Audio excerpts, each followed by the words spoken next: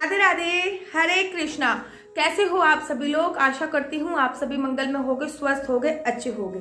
जैसे कि आप सभी लोगों को पता है कि मैं नित्य तो नहीं, 2-3 हफ्ते में 1-2 वीडियो ऐसी लेके आती हूँ जिसमें मैं आपको बिहारी जी या फिर लड्डू गोपाल से संबंधित सत्य घटनाएं बताती हूँ। तो आज की वीडियो भी उसी पर आधारित है और आज मैं आपको बताने जा रही हूँ मेरे बाके बिहारी लाल क्या क्या चमत्कार करते हैं अपने भक्तों के लिए। वो कभी कुछ बन जाते हैं, कभी कुछ बन जाते हैं। तो चलिए अधिक विलंब ना करते हुए प्रारंभ करते हैं। वृंदावन में एक बड़े ही प्रसिद्ध संत हुए थे। उनका गाने का बहुत ज्यादा ही शौक था। इतना ज्यादा शौक था उनको गाने का, भजन का, कि वो हमेशा सोते हुए भी गाते गाते सोते थे, उठते के साथ ही गाना गाने लगते थे। तो लोगों ने उनका नाम गवरिया बाबा रख दिया। अर्थात उनको गाने का बहुत शौक था, लेकिन वो हमेशा जो भी गाना गाते थे वो कृष्ण भक्ति में ही गाते थे। हमेशा बाके बिहारी को याद करते हुए गाते थे। अब बाके बिहारी से मैं हमेशा कहती हूँ कि अगर आपके घर पे लड्डू गोपाल है तो आप लड्डू गोपाल से कोई रिलेशन बनाओ। आप बाके बिहारी से मिलने जाते हो तो उनसे कोई रिलेशन बनाओ। भगवान से जब तक आप कोई रिलेशन नहीं डेवलप करोगे तब तक आप भगवान से अपनी दिल की बात कैसे कहोगे। तो गवरिया बाबा ने बाके बिहारी को अपना दोस्त बना रखा था, अपना यार बना रखा था। अच्छा, होता ये है कि जो भी व्यक्ति सन्यासी बनता है उनको अपने पास्ट की सारी बातें भूलनी होती है। वो अपने पास्ट की कोई भी बातें याद नहीं कर सकते हैं और कोई भी बातें याद नहीं करनी होती है। यही साधु संतों की जिंदगी होती है। तो उन्होंने बिहारी जी को अपना दोस्त बनाया था। बिहारी जी को याद करते हुए दिन रात गाते थे। अब नित्य वो शाम को बिहारी जी के दर्शन करने के लिए जाते थे। नित्य उनका नियम था कि वो शाम के समय अपने आश्रम से निकलते थे, बिहारी जी के गाते गाते बिहारी जी के दर्शन करने के लिए जाते थे और बिहारी जी से बकायदा थोड़ी बहुत वार्तालाप करते थे। अरे कैसे हो, ठीक हो, आज कछु परेशानी तो नहीं हुई। ब्रज भाषा में अनेकों बातें करते थे। अब एक बार की बात है, गवरिया बाबा वृंदावन धाम में बिहारी जी से मिलने के लिए जा रहे थे। जैसे ही वो बिहारी जी वाली गली में घुसे, आपने देखा होगा, जो लोग बिहारी जी गए होंगे, वृंदावन गए होंगे, तो जो बिहारी जी की गली है उसमें अनेकों हलवाइयों की दुकान है और अनेकों हलवाई, कोई टिक्की बना रहा होता है, कोई गोलगप्पे पेड़े बना रहा होता है। तो बाबा ने देखा कि बाबा को बड़ी जोर की खुशबू आई। तो बाबा ने पीछे मुड़ के देखा, अरे एक हलवाई गरम गरम लड्डू बना रहा था बूंदी के। बाबा ने देखा, अरे बूंदी के लड्डू बना रहा है, इतने शुद्ध लड्डू बना रहा है, देसी घी की सुगंध यहाँ तक आ रही है। क्यों ना मैं अपने यार के लिए आज 4 लड्डू ले जाऊं। अरे मैं अपने यार को खिलाना भी तो चाहिए। अब बाबा उस दुकान वाले के पास जाते हैं। डेली में आना जाना होता है तो साधु संतों की दुकान वाले बहुत ज्यादा इज्जत करते हैं, बहुत ज्यादा रिक्वेस्ट करते हैं। सभी भक्तों की दुकान वाले बहुत ज्यादा इज्जत करते हैं। बाबा बोलते हैं, अरे दुकान वाले भैया, मुझे ये 4 लड्डू पैक कर दो, मैं जरा अपने यार के लिए लेके जाऊंगा। दुकान वाला 4 लड्डू पैक कर देता है। जल्दी बिहारी जी के मंदिर में जाते हैं, देखते हैं कि उनका जो दरवाजा है, जो पट है, वो बंद हो चुका है। बाबा को बड़ा दुख होता है, अरे ये तो शाम का खाना आ गया, शाम का भोजन आ गया।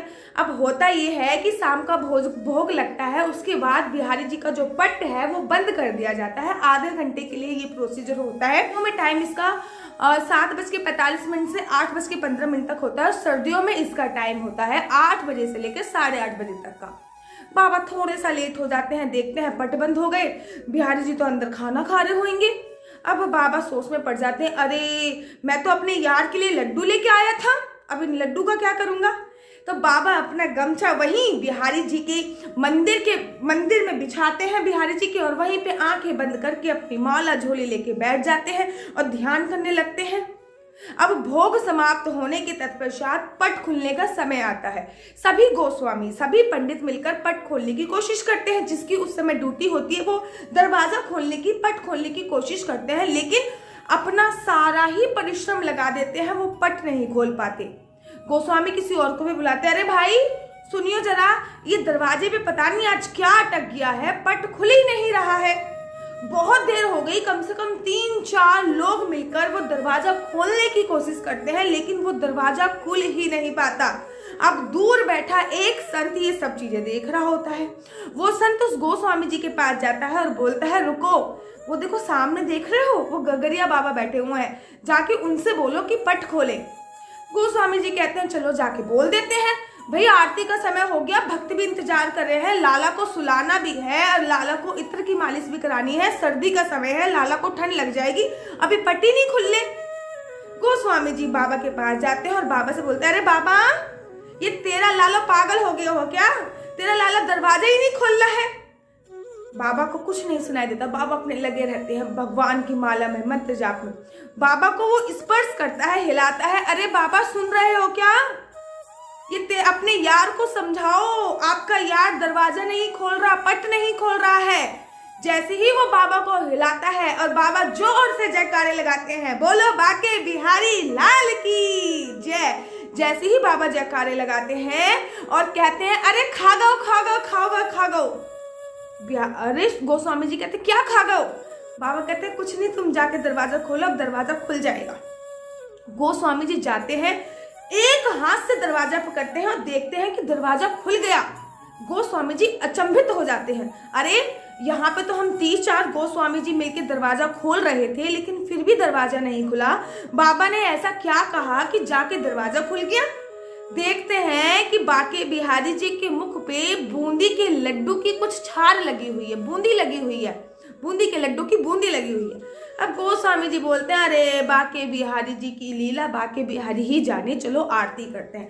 आरती करने के बाद, शयन आरती कराने के बाद गोस्वामी जी के मन में बड़ी जिज्ञासा होती है कि आखिर इतना ज्यादा हम लोगों ने मेहनत कर ली, हमसे वो पट नहीं खुला, दरवाजा नहीं खुला, बाबा ने ऐसा क्या बोला कि दरवाजा खुल गया।